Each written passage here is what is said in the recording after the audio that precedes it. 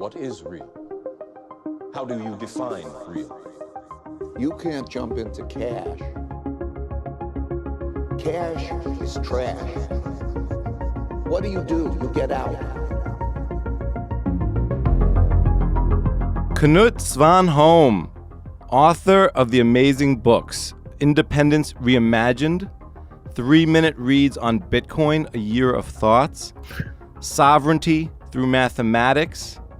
Also his recent piece, Bitcoin, Everything There Is, divided by 21 million, deeper down the rabbit hole, which has been encapsulated into an awesome video piece narrated by the eloquent Guy Swan of Bitcoin Audible. And also his recent ditty and brand new song music video where Knut sings about not needing a ruler and not needing to vote because he's got Bitcoin fuck you money. How are you? How you doing? Thank you. That's quite an intro. Yeah, you deserve it, man. I'll be honest. These books are not just some of the best pieces in Bitcoin, but I mean, and I'm specifically referring to out of all of them, but all of them included. But Sovereignty Through Mathematics is really one of the best pieces I've ever written. Period. Really got my head spinning. Really smart stuff. I feel smarter for reading it. I got so many questions. I was reading it by the fire pit last night, and just really found myself I don't see the world the same. Thank you. Thank you. But all that aside, how are you right now? I'm feeling much better, thank you. Yeah. Maybe people don't know, but I was hospitalized 2 weeks ago. Yeah. Yeah, a gut problem, but I'm much better now and back on track again. Right. Feeling more provocative than ever. Sure. I'm glad you're back up onto your feet. It's very interesting. We're going through what seems like maybe the finale of the U.S. elections. I don't know what you're seeing from your side. I came home from work on Friday the other day, and my 8-year-old son asked me what's going on with the elections. Do we know who won? And and I'm pretty straightforward with my son. I always have been. We talk about everything at the dinner table, but I've kind of tried to keep this thing out.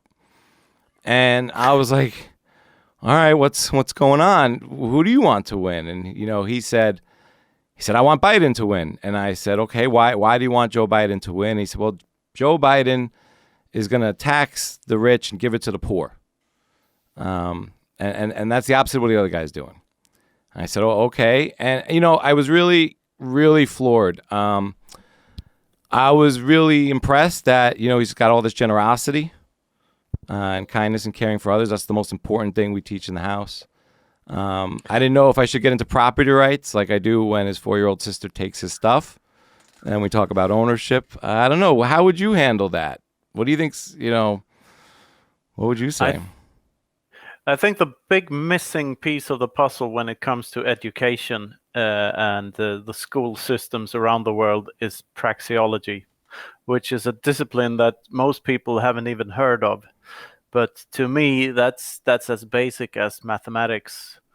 And like the harder a scientific discipline is, the more the purer and the closer to pure logic it is, the more important it is in my mind, and the further away it is from pure logic, the more you can discard it as opinionated bullshit and not real science, which is basically why I don't like the social sciences and anything else like nutrition science, for instance, that's not really, in my mind anyway, rooted in anything completely logical, but it's always very opinionated. And mathematics and praxeology are about as hard as you can get. And when you know praxeology, you see the world in a different light, and you get that from reading Human Action by Ludwig von Mises. That is the best book and the most thorough book that explains that discipline, and it's about human actions and why people do stuff at all.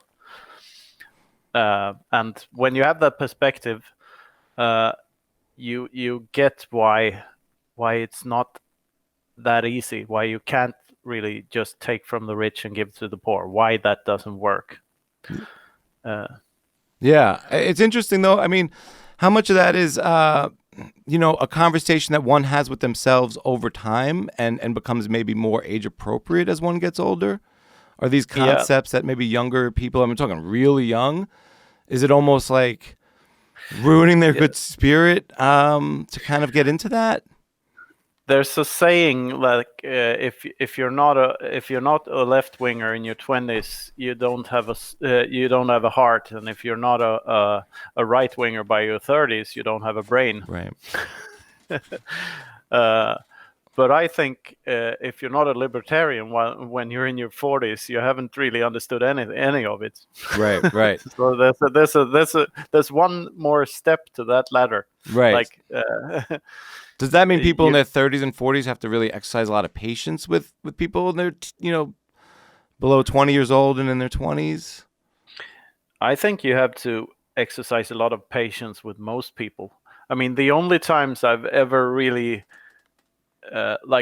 started connecting with a group of people almost instantly is when I hang out with other Bitcoiners, because you know that they're above a certain threshold or a certain level of insight about certain things.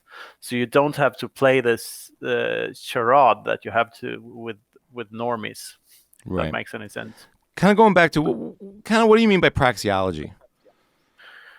Praxeology is the study of human action, and it was, if not discovered or invented by Ludwig von Mises, it was at least popularized to some extent by his writings, and it's about why people do stuff. We try to acquire means to come to certain ends, and that's like everything is why people do stuff is subjective, and why our incentives for doing stuff, we act differently to incentives because it's all subjective, and it sort of disproves every other foundational economic theory. Once you see that you can't really make a science out of people's personal preferences. Well, it's not a science in the sense that mathematics is a science. You can't apply mathematics to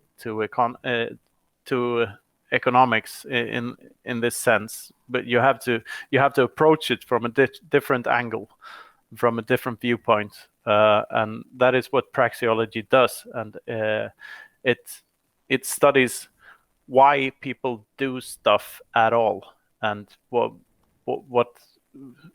what happens if you tamper and interfere with people's incentives to do this instead of that.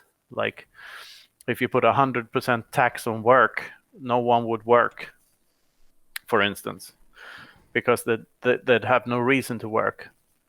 And praxeology looks at stuff from this perspective, from the individual's perspective. Yeah, the way you kind of broke it down in your writing was really interesting. We talked about how value is subjective, and then you really left with two choices: conversation or violence. Yeah, exactly.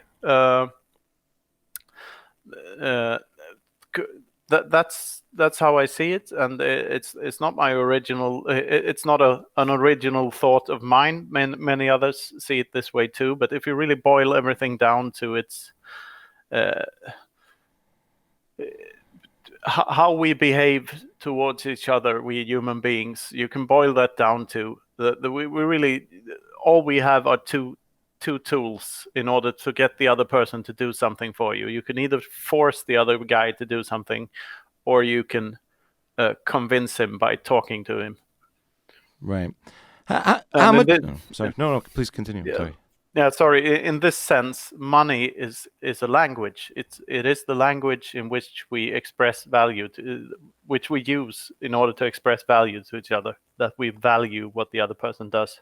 Right. How much do you think, or to me, this new idea or theory of preference falsification, plays into this conversation or dialogue people have, maybe even in real life and online? and maybe the What was that? preference Preference falsification, where people kind of you walk into a crowd and maybe you're a righty or a lefty, so you walk into a crowd of other people in the other group, and so you temper or falsify your preference in that dialogue, which then kind of roots out, the middle ground or more nuanced ideas, because ideas get kind of swept away because you just kind of falsify your preference for whatever the crowd wants you to say. Yeah, I'm onto something like that in Independence Reimagined, in the third chapter called Why Collectivists Win. Right. And it's about the group mentality. Like, if you're a person that is tribal to a large extent, and if you're not very individualistic, but you care about the collective a lot, then you form larger groups easily, more easily than an individualist would. And therefore, these big parties and these big political movements in the world, they consist mostly of people that are willing to accept someone else's story or someone else's view of the world and someone else's solutions to the world's problems, instead of really thinking things through and coming to their own conclusions. And so the more dogmatic you are in your thinking, the more political power your fraction will get, because you form a larger group more easily than someone who thinks things through and is more intellectually honest about what they think about this or that issue. Right. So, yeah, you had a great line in Sovereignty Through Mathematics where you say Satoshi wasn't Jesus, he was Brian of Nazareth telling his followers to think for themselves. yeah, you've seen Life of Brian, I guess. Right. Yeah. What is the story of Brian of Nazareth? Or Yeah, this is the Monty Python film, Life of Brian, and it's about the life of Jesus' neighbor, Brian, who was born right next to Jesus. And the film begins with the three wise men going to the wrong cottage and blessing the wrong child, which is Brian. And there's a scene in the middle of the movie where he doesn't want to be followed. He gets this involuntarily. He gets this huge following of a crowd of people that wants to follow him and follow his word. And he tells them that they don't have to. They're all individuals and they should all think for themselves. And the crowd repeats, "Yes, we're all individuals." And one guy says, "I'm not." And I view Satoshi as someone who told people to not listen to this or that thought leader, but to start thinking for themselves and start verifying things for themselves instead of just trusting a third party. Right. Some of these concepts are really new to me, like financial atheism, which I guess kind of touches off the new atheist movement. And you kind of elaborate where atheism is not the opposite of religion; it's the lack of. And I'm still trying to get my head around that. And then you say, Bitcoin is not something to believe in. And I get the essence of that, but it made me wonder, what other things are not something to believe in? And my first thought there is God. Is God something not to believe in? What would be on the same level of Bitcoin in that framework? Or did we never have something like that in humanity?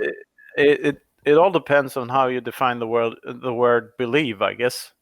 But my stance has always been, and hopefully always will be, that I refuse to buy into a theory or an idea that has not been sufficiently proven to me. So regardless of if it's a religious idea or a scientific idea, whatever it's labeled as, I prefer to actually understand the theory and actually know what I'm talking about to just guessing. And of course, there's a spectrum, and you can't know everything, and you have to trust certain claims to be true that you can't really prove in your own home. But the more skeptic you can be, the better, I think. And I also believe that the burden of proof lies on the person making a claim rather than the person refuting one. As Christopher Hitchens said, that can be asserted without evidence, can be dismissed without evidence. Right. In chapter 3 of Sovereignty Through Mathematics, you also kind of point out that like all politics is on the left. And you know, we're kind of talking about the gullible collective, and you mentioned that there's a high percentage of sociopaths in power. And yeah, because those positions attract sociopaths, basically. Yeah, I don't think like normies would like believe that or would get very offended by that kind of statement. How do we kind of talk about that with people who are not? Did you see House of Cards? No, sorry. This is a series on Netflix where Kevin Spacey is the president. And I know he's of like it, a complete psychopath. Right. And well, I don't believe they're all psychopaths. That's taking it too far. I generally don't believe that there's a big conspiracy going on, and that there are puppet masters that, like, doing their things to everyone. But I do believe that the economic incentives and the forces at play have something to do with which person ends up where, and especially this is especially dangerous when it comes to power positions, and that politicians nowadays politicians become politicians at a very young age, and they grow up in that environment, and their whole careers they have been taught how to play the politics game, and to them a lot of other things are important than the actual political issues. The things that are important to them are more like how many votes can I get out of this, and how much attention do I get if I say this rather than that, and can this be used against me, and like they're media trained, and I don't believe they're very sincere, and I think most of them, like, in order to become a politician, or to have a will to become one, you sort of have to have the will to limit your thought to a certain group think mentality. You have to limit whatever side. I mean, over there in America, you have like only 2 parties to choose from, but most other countries have like around 10 parties to choose from. We have 8 here in Sweden, and like that are actually in power, and to belong to one, you have to pick one at a very young age, and to get anywhere in politics, you can't really hop between the different parties. You have to stay in one camp, and even there, I think you limit your thinking to one specific box. And the thing I talk about in sovereignty is like, if you view politics in a different light, like you have an origo, a 0 point, and that all politics are to the left of that, but to a different extent.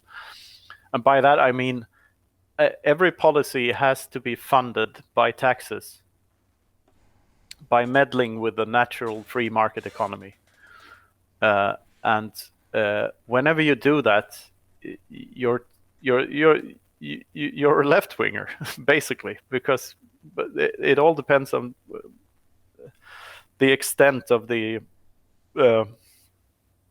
taxation. But taxation and inflation are what they are at their core is that they're forcing people to behave in certain ways.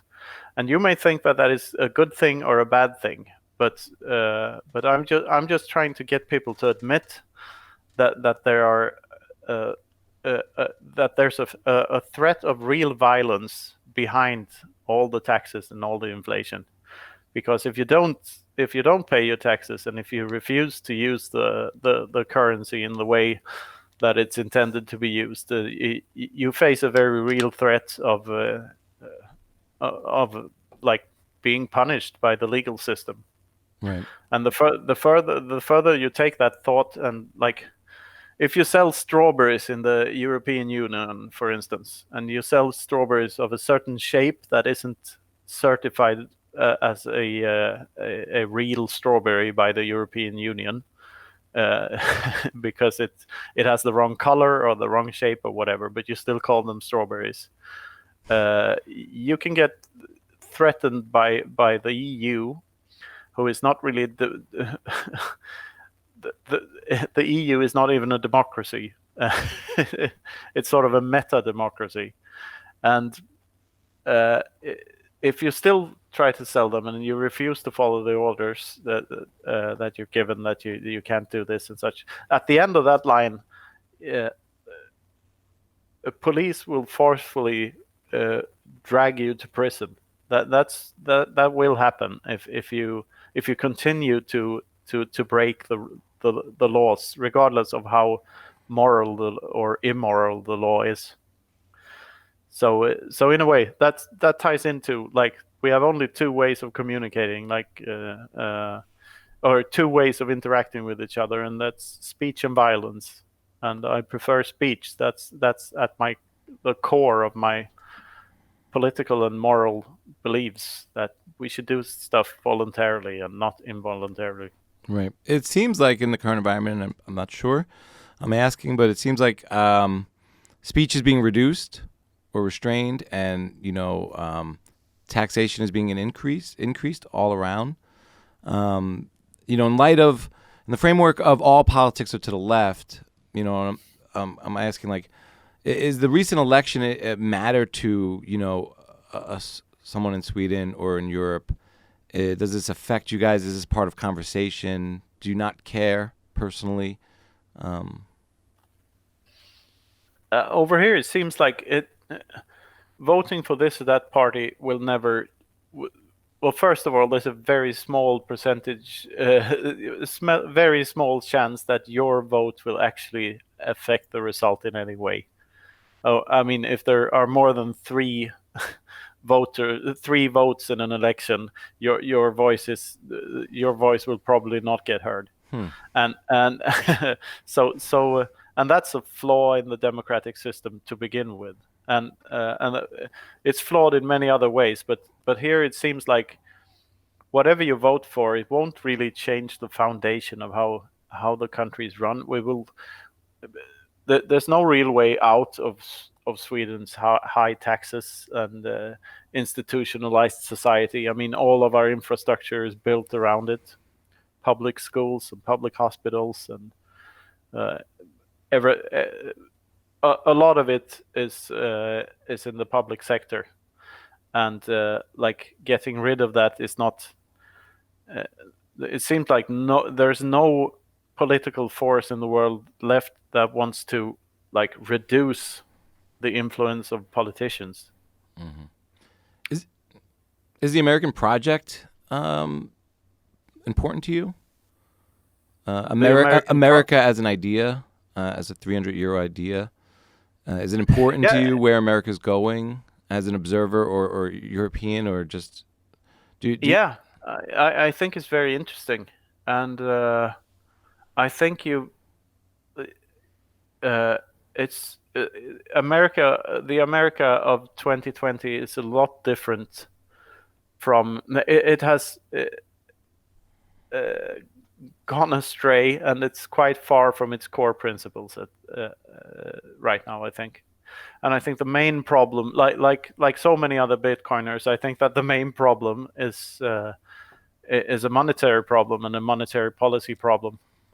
And that's 1971 was the key year when everything started to go downhill, because when Nixon disconnected the dollar from gold completely, and you were able to the Fed was just able to to print money at will and give other nations small green papers and trade them for actual real world resources. Well, they're printing money like crazy. Yeah. That's not stopping. We had Heavily Armed Clown on the show, getting into what the fuck happened in 1971, and we're gonna have Ben Prentice on the show soon and dig more. But Yeah.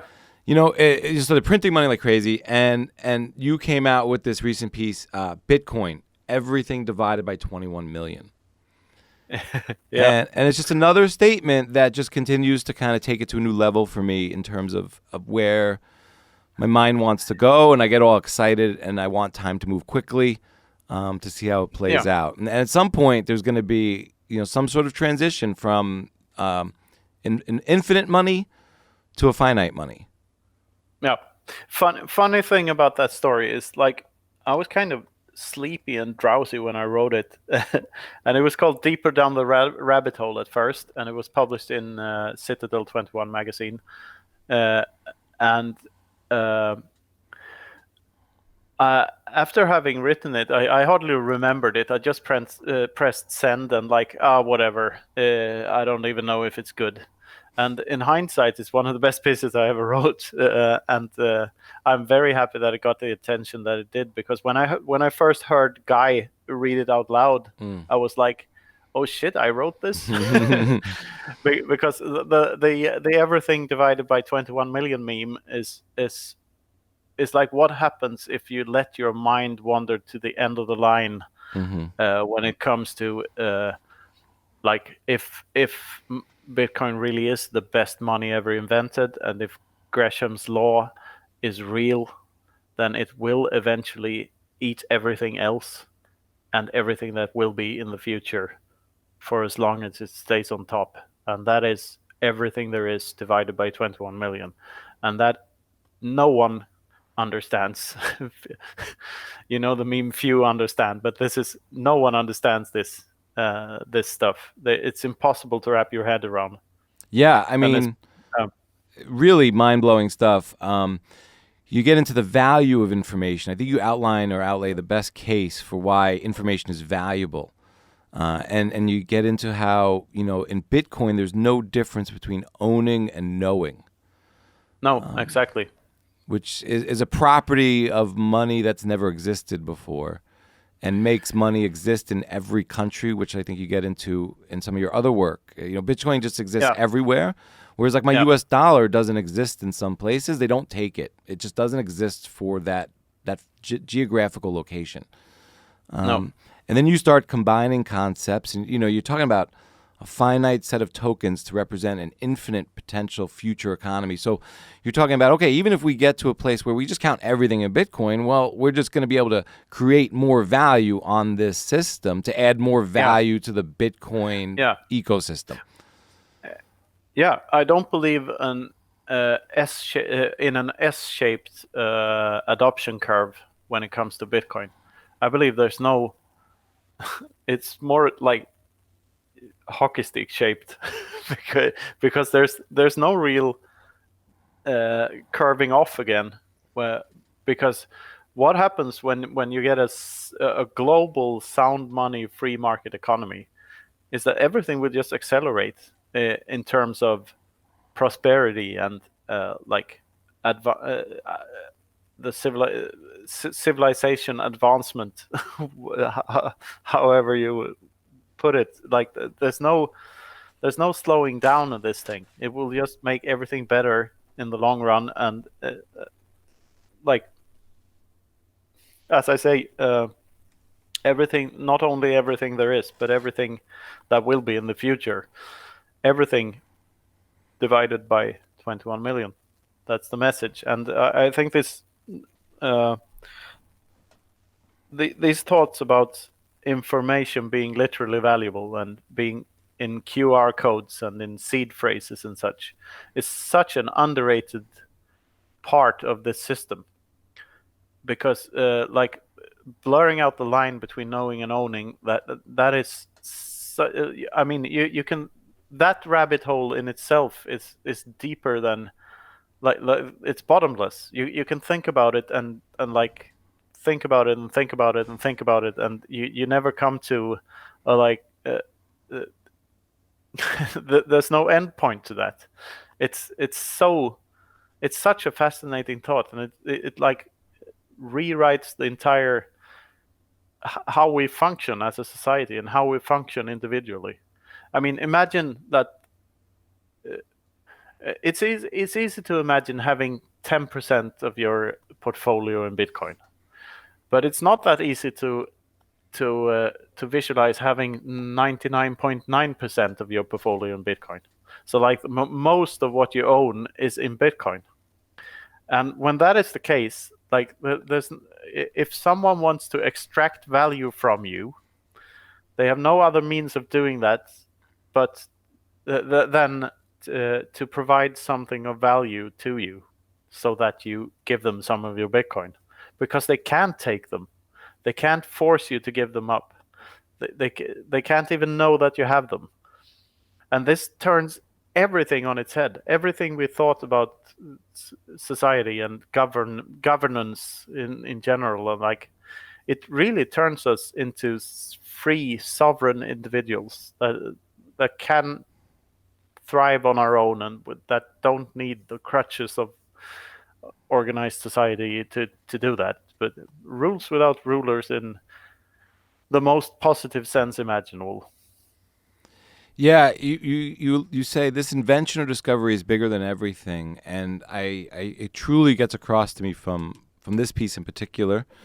One of the things you kind of say, though, and you allude to, is a Type 2 civilization.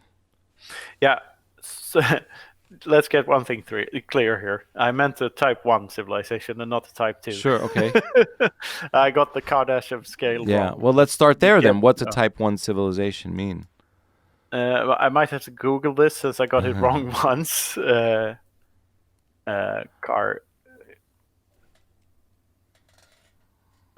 Scale. Okay. Kardashev was a guy that tried to imagine other civilizations out in the universe than ours, and what types of civilizations we could detect by observing other stars. And a Type 1 civilization is a planetary civilization that can use and store all of the energy available on its planet. A Type 2 civilization is a stellar civilization which can control the energy and scale of its planetary system.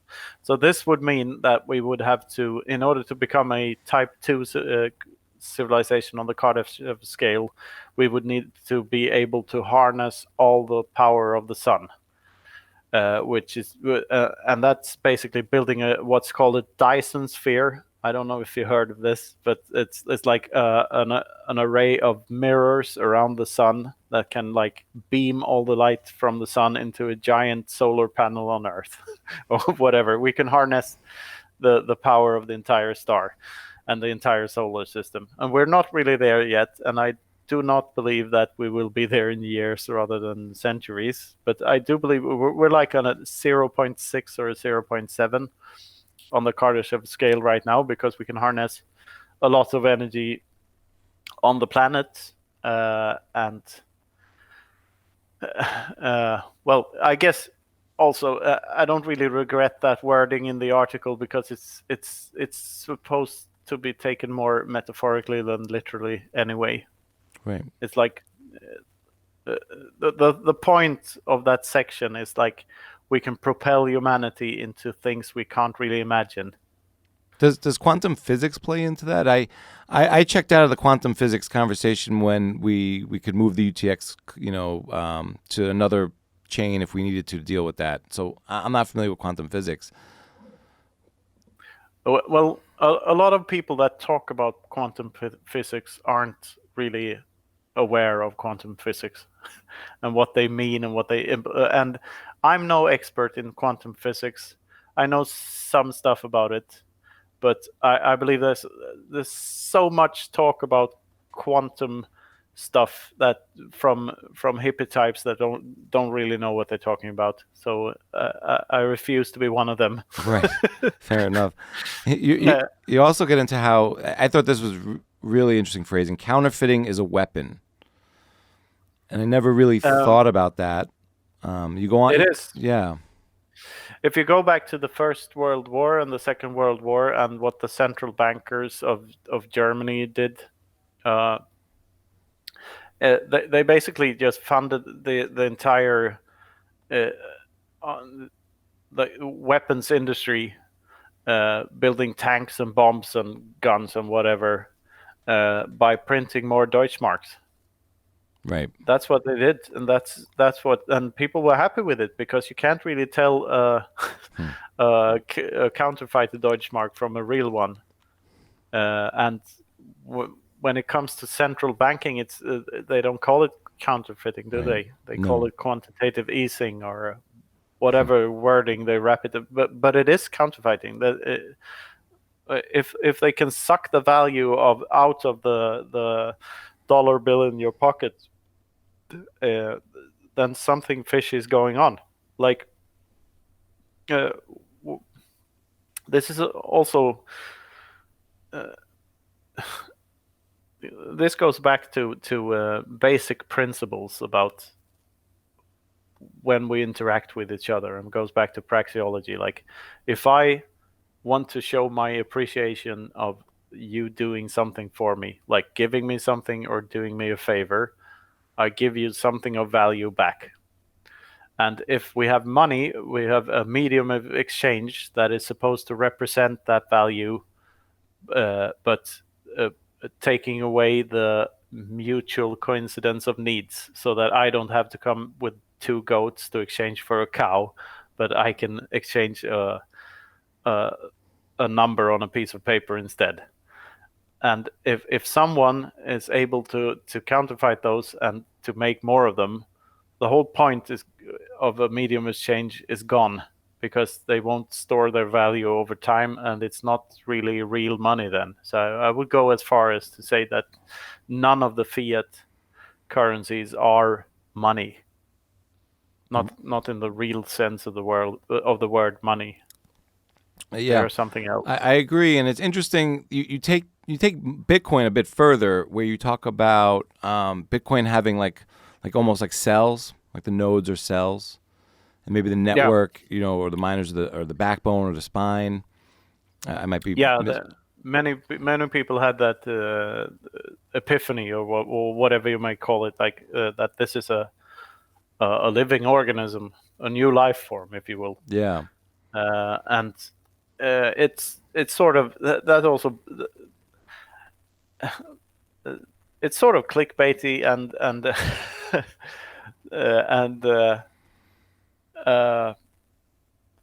but there's some truth to it. I think there's a lot of truth to it.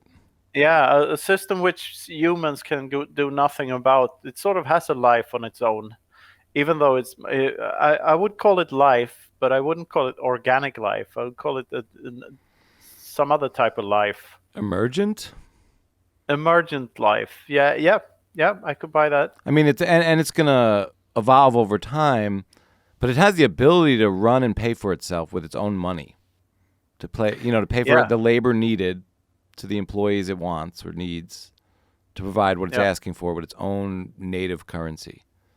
Yeah. It's really weird.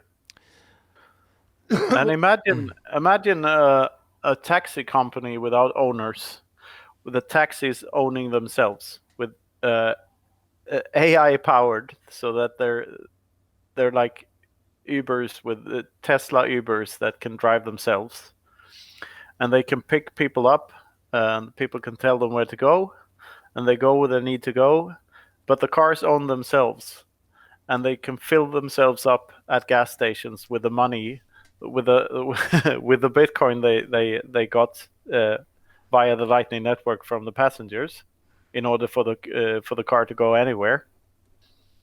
And they could refuel themselves. They could take themselves to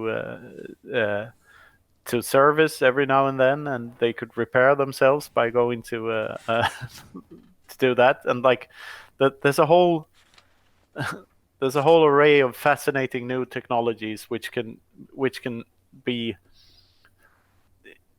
you viewed. They can be viewed in a different way when you take the concept of technologies owning themselves into account, like, and I believe that is the way forward a lot more than communism in disguise, like UBI. Right. I hear you. We'll get into that hopefully in a little bit. If it is an emergent life form, and I believe it had an immaculate conception, how similar is it to religion? Not at all. Okay. Yeah, that doesn't need to be, please. Because I like, the wording immaculate conception is like from the Bible, and it said Jesus had an immaculate conception, allegedly, according to the Bible. But if you're someone like me who believes that all of these things are man-made, and that in the beginning man made God and not the other way around, that really has nothing to do with Bitcoin. I mean, Bitcoin doesn't really require belief. It does require people to act in their own self-interest, but that's it. And people would do that regardless of their beliefs. And that makes Bitcoin a different beast, I think, than anything that has to do with fairy tales. Sure. Okay, let's bring it back down a notch. The white paper, let's say that's one of the most important papers of mankind. Yeah. What other pieces of paper are up there with it? The Constitution of the United States, the Old Testament, the New Testament, Martin Luther's Proclamation. Yeah, I would say the Constitution of the United States is important, but we don't know to which extent yet, because we cannot know if America is a failed experiment or not yet. We're not at the end of history. And do you believe that the United States of America will last forever? I guess not. I would go with no on a probability scale, but on my time horizon, okay. I don't know if I need to contemplate that question. I hope I don't. I shouldn't say hope. No. Let's put it another way. It's a good question. What will survive the longest? Like the British pound, which is the oldest currency around, Bitcoin, or the United States of America? Yeah, before you even finish, I was just going to say the best idea will last, and I think it's Bitcoin. Because I think it is the 2.0 of the American idea. Yeah, you could. And it takes the American it's a non-sovereign, non-political, for lack of a better word, export to the world via the network we already have, the internet, and other mesh things that we're building around that like I think you were talking about. It's like wireless is everywhere, or maybe it was a Bitcoin rabbi, but yeah, maybe. Yeah, there was a Bitcoin rabbi. So who I'm talking to a little later tonight. So he was talking about just wireless is everywhere, Wi-Fi, and it's just I don't think most people comprehend or think about how wireless is everywhere. They just use it, and it's just now integrated in everything. And I think that's where we're headed with Bitcoin, where eventually we get over this hill where no one's contemplating Bitcoin. There aren't Bitcoin maximalists. There's just Bitcoin money.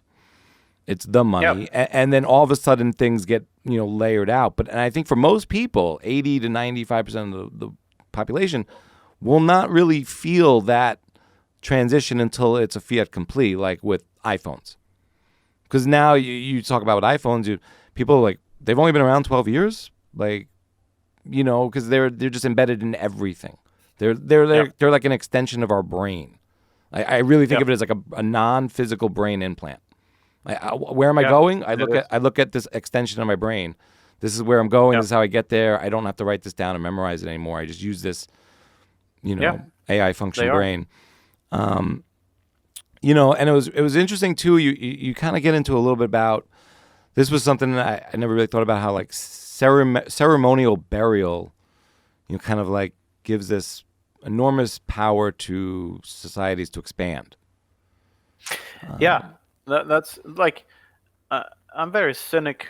I'm very cynical when it comes to organized religions, because I think that while there might be like good intentions, the road to hell is paved with good intentions, they say, right?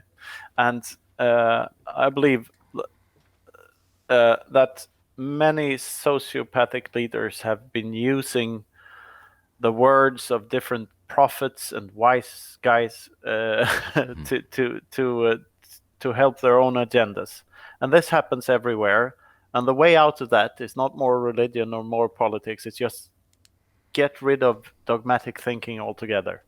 And the thing about ceremonial burial is that you can see a trend in early civilizations, that whenever they invent or discover, whatever you may call it, ceremonial burial, they expand a lot. Why is that? And that is the basic idea, is that they expand a lot because it is not until you invent ceremonial burial that you can fool 18-year-olds into going into battle to kill the neighboring tribe and to expand violently, because what is the purpose? How can a psychopath use the idea of an afterlife? And the afterlife, if you can fool someone that there's an afterlife, you can make them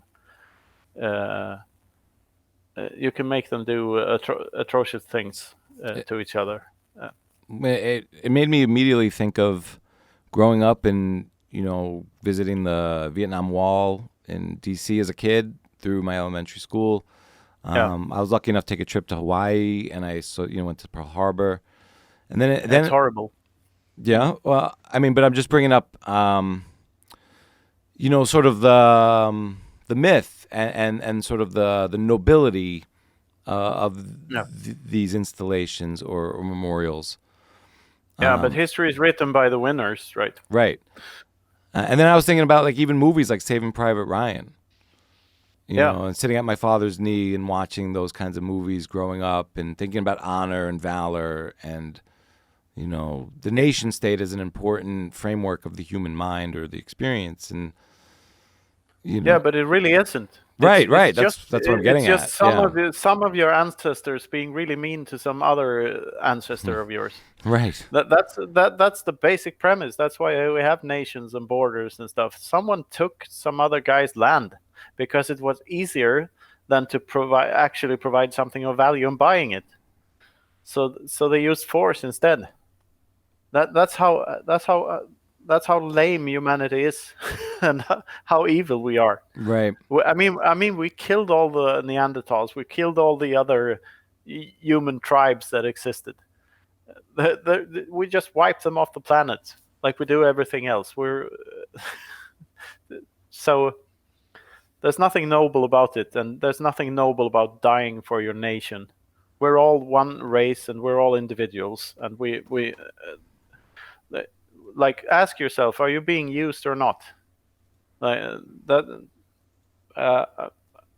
mean, we're being brainwashed into thinking about war heroes and that people dying for their country are the good guys. Yeah. Like, it's a dead end. I really believe it is, and it's not. Yeah, it depends on your how far you're willing to take stuff. I mean, I'm prepared to defend my family to the death. Right. But that's about as far as it goes. My neighbor, maybe he's a good guy, but Yeah, I think at the individual level, Bitcoin is that solution for us. As long as we can, like you said, defend ourselves and our natural rights, which is property that we've acquired or through our hard work and labor, and our loved ones. And But at a bigger level, I see this battle between, because we get at this thing where like our central bankers are our rulers. Yeah. And we're pawns on a chessboard for the king. Yeah. But I see the political framework. Yeah, I think you're right. All of it is on the left, and you can make some argument all of it's on the right. In terms of like, is there a big difference between some of these? Look at this. Okay. May I interrupt you for a sure, moment? There? Yeah. Look at the Trump's like giving away $1,000 to each American. Right. I think Trump on all these issues, that's all left. Trump, Biden, it's all extremely left. And then, but I look at like Obama, Biden, Clinton, Bush. Trump, I see all right in terms of some other issues like war and going overseas and doing different things. So I mean, you could argue they're all centrist, they're all whatever. But then I see this new battle playing out between the state, which is that entity, which however you want to lump them together, and the internet monopolies or the corporate monopolies. Yeah. And I'm not sure who is winning that battle right now. And I see the Jordan, LeBron, Kobe of this is Bitcoin, which makes it irrelevant for me as an individual. But you live in Sweden. You were talking about, some issues there that you're not going to change with a vote. I just went through, the 4-year contest here. Both sides played a great game. It's still dragging on. We think we got a winner. I don't think it's going to change much for me at the local individual level. No, but I do think that this battle between the state and the monopoly, the state and the internet companies, will affect me regardless of winner. But I'm kind of curious how that's playing out and who's going to win that one. Don't you think they're in cahoots? I do. But who's, even you got two families like you were saying, we're neighbors, we get along, but one day, maybe we don't, and who's gonna level who down? Who's gonna make who bend the knee? Yeah, but the beautiful thing about Bitcoin, there, as I see it, is that it makes violence a lot less effective. Right. Because if you kill a person that walks around with $20 million in his head, those $20 million are gone, and you can't ever you can't have them. Yeah, but you could take resources away from that family, and it is a bit of a zero-sum game. That is now taken away from that family, whether you get to use it or not, is a slight counter to that. I mean, yeah, but on the other hand, like why would you do that, and what would you gain, to what cost? What do nation states compete for? They compete for resources, right? Right. And if Bitcoin really becomes surpasses all other resources and becomes the most valuable asset of all, which is not improbable at some point in the future. I don't know when, but as I see it, it's not improbable. It's borderline inevitable if it keeps on doing what it's doing. And in that case, the most valuable asset, the one you're supposed to fight for, the one that you have the most, you stand to gain the most from fighting for, that asset cannot be taken violently. And that turns the entire chessboard around. Like the chess analogy is kind of nice because what's the best chess player in the world right now? It's a computer program called AlphaGo, right? Right. AlphaZero. Yeah. AlphaGo plays Go, but AlphaZero plays chess, and it beat its opponent after having played chess for 4 hours. It played like a gazillion games for 4 hours. Right. It played itself. Yeah, and this is where sorry. And it beat the previous winner, which was another computer program, but without an AI algorithm in it. That was just calculating. Was that Watson? Moves. No, I don't think okay. Watson played Jeopardy, I believe. Oh, sorry. My bad. But anyway, how does AlphaZero play chess? What does it do that other chess players haven't done before? It sacrifices pawns like mad. It sacrificed 3 pawns in the beginning of the game. So sacrificing pawns is how you win the game. Are you happy with being a pawn? No. That's the question you ought to ask yourself. Like, if you want to win against these things, these entities that will swallow us whole, there's only one way, and that's get sovereign and do it quickly. Like, get out, opt out. Can you be a fully non-pawn by opting out of the system into Bitcoin, but still living in some sort of sovereign nation? Yeah, what's a sovereign nation? Any nation state, with fake borders, whatever you want to call it. Like, you live in Sweden, I live in America. I mean, I'm only as, I can opt out. I can have Bitcoin in my monetary ecosystem, savings technology, but like I'm still subjected to coercion in this state. Yes, but you can wait it out for a couple. Right. It might take a couple of generations. Right. Most people don't have the patience to wait for a couple of generations. That's what. Okay, so that's what I want to. Those that do will be rewarded, just Right. as the descendants of the feudal system are rewarded today. I mean, here in Europe, it's much more. It exists to a much larger extent than in America because you didn't really have a feudal system to begin with. But here in Europe, the old feudal families, the lords and the ladies of Europe, they're still shit rich, and they run the show to a large extent still. And they were like dubbed into knights centuries ago, and they're still here, and they're still powerful. And with Bitcoin, you get the tool to dub your children into knights for the future. Like everyone can do that now. You can pass on value, and which means that because I grew up in a society where most of the people around me thought that equality of opportunity is important, and therefore everyone should start at zero. And that all sounds fine when you're a kid, because you haven't really thought about the prospect of getting kids of your own in the future. But like, in order to live a fulfilling life, you want to leave a legacy for your kids, right? You want to like removing the legacy part of life is that piece of the puzzle is sort of important to a lot of people, and it should be more important to everyone. Like, you want your kids to not only survive but thrive, right? Yeah. You don't want them to be spoiled brats, but you want them to be able to get somewhere in life and do something important, something meaningful. Maybe not something important, but something meaningful to them. I mean, you want them to be happy and to live fulfilling lives. And in order for them to do that in the future, I believe you have to teach them how to be sovereign and how to take control and how to get out of how to emancipate them from their leashes. Yeah, you said one of the most bullish things I've ever heard. Bitcoin is a train that you cannot miss just because it's left the station.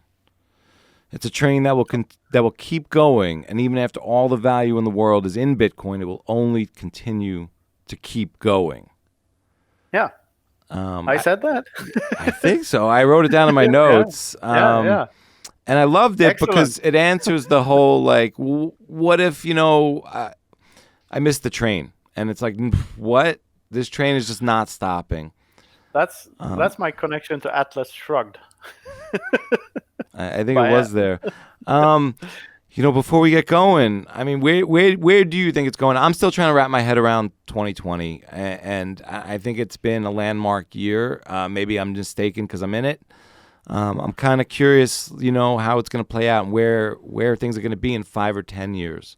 Because I'm trying to take a longer term horizon. As Pierre Richard always says, like, humans should be thinking a little bit longer than 5 days or 6 months. So, yeah, I think we have to mentally prepare for the worst, that we won't be able to. Well, that's not the worst, but we have to prepare for ourselves mentally for not being able to travel as much as we used to, which is a pity, because I loved seeing. I love traveling and seeing different parts of the world and trying to make something of it, and trying to broaden my understanding of how different countries work by actually seeing them. Right. And I think that will be forever, or forever is a big word, but like that will be our ability to do that will be hampered. Is that even a word? Like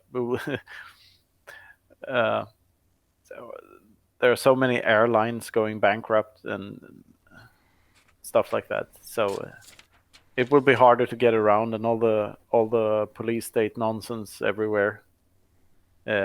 It's getting worse in some places. Like the UK now, for instance, is has taken some really draconic measures with quarantine things, and like in order to save a bunch of 80-year-olds. I don't know. I don't know what it is. Like I said, I try not to be a conspiracy theorist, but it's kind of hard not to be when you see this, like the climate scare didn't work, so we put COVID on the world, and like I understand that perspective that some people think it was all planned out. I don't, but I think they take their chances, the politicians, Right. and that they're much more interested in like saving their own reputation than in what's actually good or bad for society. Right. It's interesting. You bring up travel. I love to travel as well. I was lucky. My parents were both teachers, and we traveled all summer. And, you know, when I was young, when I was like 25, I actually quit my job, and I took a bonus, and I went to the South Pacific for a few months by myself. And and I did get to travel. I spent about a week with a couple of young Swedes who were about like 6 or 7 years younger than me, and I was kind of like Uncle Said to them. Talked a lot about life and stuff. But what I think about now as a Bitcoiner, though, is I think of that sometimes as a high time preference choice. You know, I took traveling. Yeah, so when I was 25, I saw it as a low time preference thing. I said, my future self is going to thank me for giving my future self these experiences at such a young age and these opportunities. Yeah. And I you know, I still feel that, but in some regards, I'm like, wow, like, you know, what if I just bought some Amazon and I could travel all the time now, you know? And yeah. That's that perspective.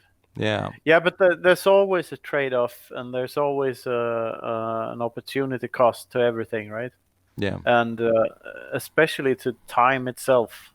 I mean, I was young, and I spent 8 years sailing around the world on a tall ship, and I don't regret that. I mean, I could have made a lot more money during that period, and I could have saved up, and I could have done a lot of things, and I could probably have a more prosperous life now if I had chosen another path, but I didn't, and like going around regretting what brought you here is a waste of time. I mean, I wouldn't have had the experience I got if I hadn't done the things I did, and I probably wouldn't have written my books if I didn't have the background I did.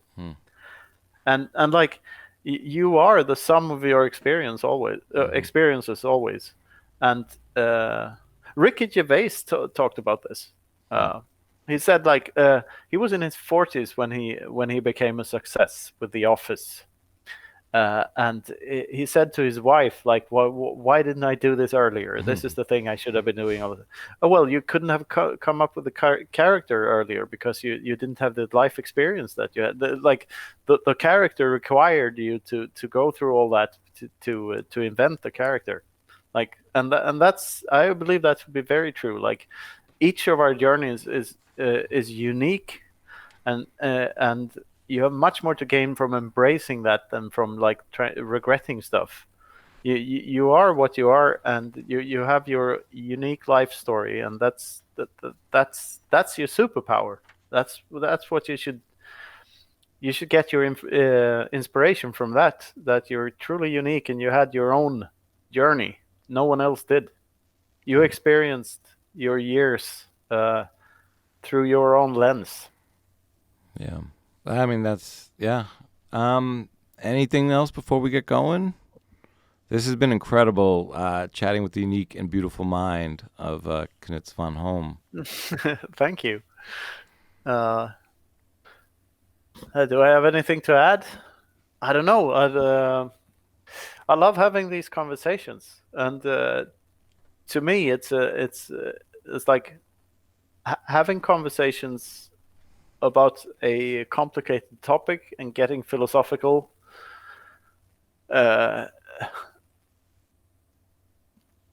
It gives me something. Yeah.